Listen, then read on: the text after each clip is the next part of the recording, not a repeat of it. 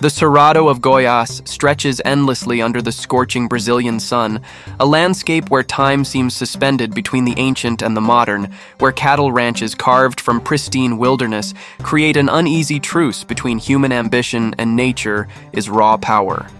On the morning of March 23, 2019, this delicate balance would shatter in the most violent and primal way imaginable when two worlds collided in a confrontation that would test the very limits of human survival against one of South America's most formidable predators. The story begins not with the attack itself, but with the slow, methodical approach of a creature that had been watching, waiting, and planning its move for weeks.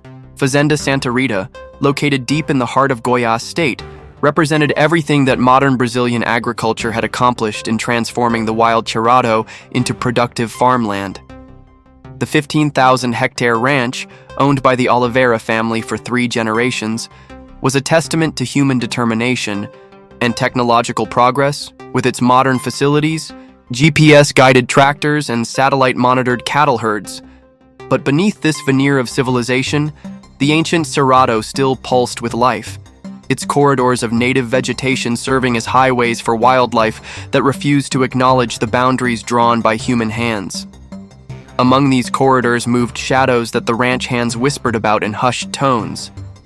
The onças, jaguars whose territories had been fragmented, but whose instincts remained as sharp as their claws. Carlos Mendoza had worked the ranch for 12 years, long enough to read the subtle signs that the Cerrado whispered to those who knew how to listen.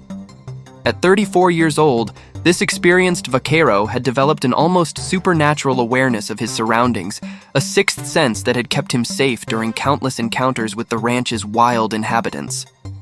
On this particular morning, as he saddled his horse Relampago in the pre-dawn darkness, something felt different about the air itself. The usual symphony of insects and birds that greeted each sunrise was muted, replaced by an eerie silence that made his horse nervous and skittish.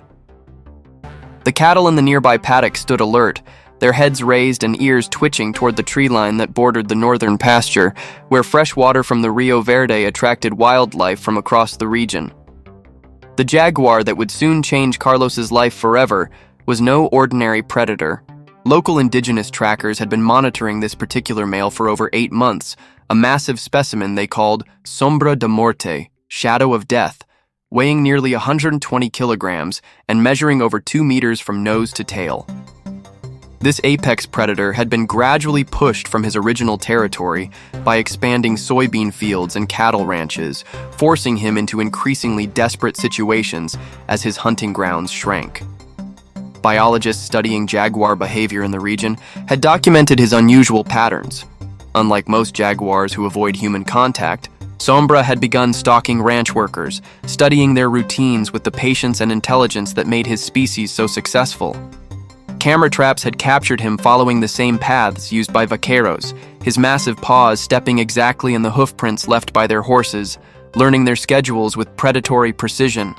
As Carlos rode toward the northern pasture to check on a herd of pregnant cows, the morning mist still clung to the grass like ghostly fingers, creating a dreamscape where reality blurred with shadow. The sun hung low on the horizon, casting long shadows that seemed to move independently of the trees that created them.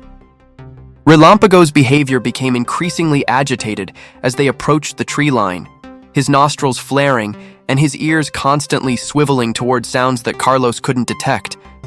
The horse's instincts, honed by millions of years of evolution, recognized something his rider's civilized senses had missed. They were being watched by eyes that had been tracking their approach since they left the ranch house nearly an hour earlier. The attack came not as a surprise explosion of violence, but as the culmination of a carefully orchestrated hunt that had begun weeks before.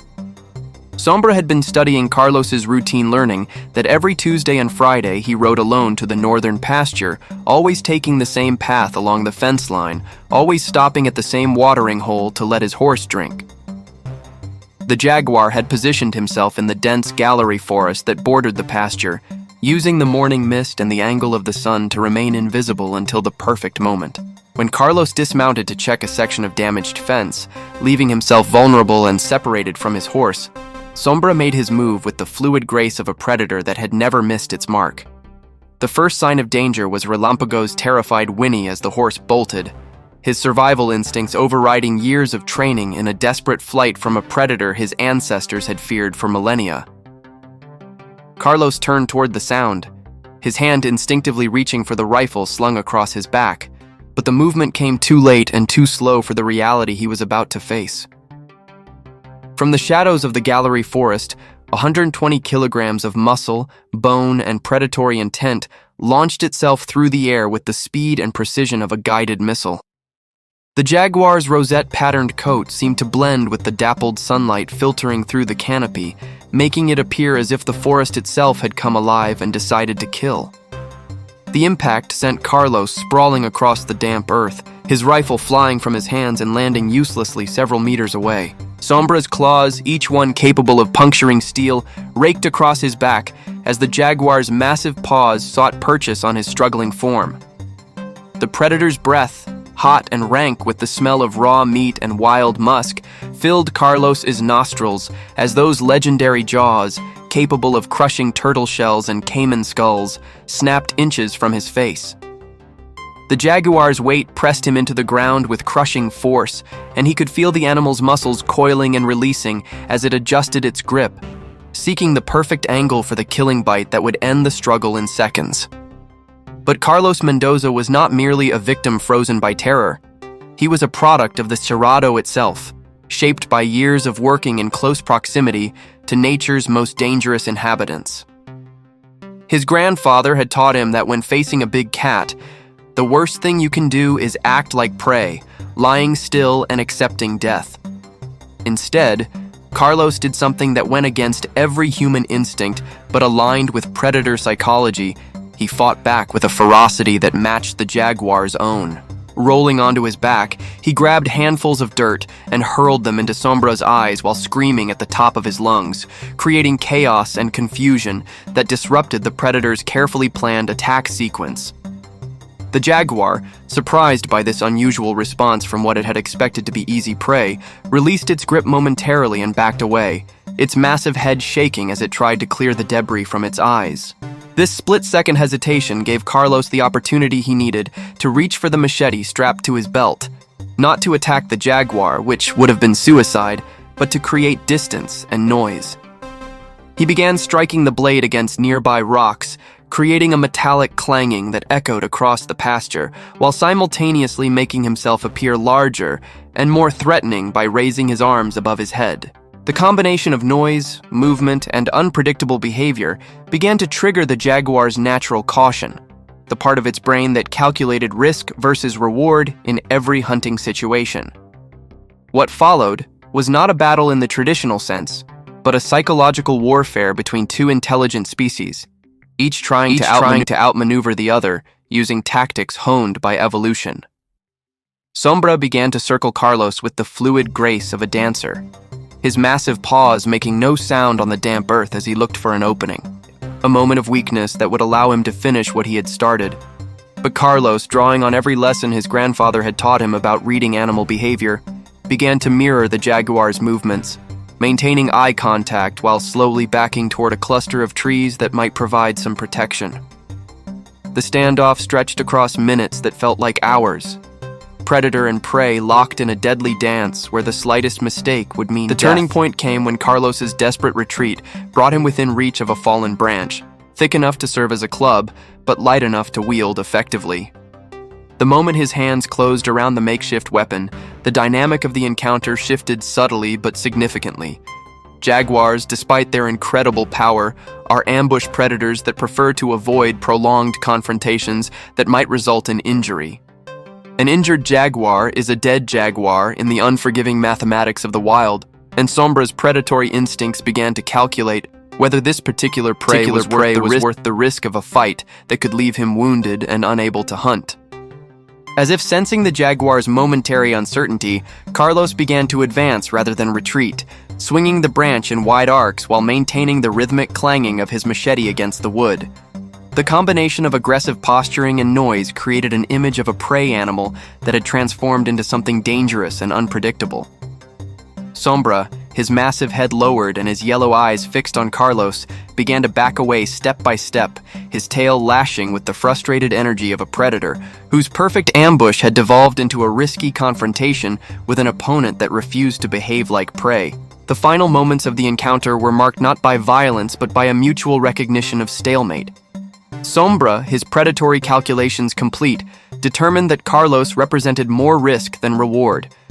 With the fluid grace that had made him apex predator of the Cerrado, the Jaguar melted back into the gallery forest, his rosette-patterned coat disappearing into the shadows as if he had never existed at all. Carlos remained in his defensive posture for several more minutes, his heart hammering against his ribs as adrenaline flooded his system, before finally accepting that the immediate danger had passed. The aftermath of the attack revealed the true extent of Carlos's injuries and the miraculous nature of his survival.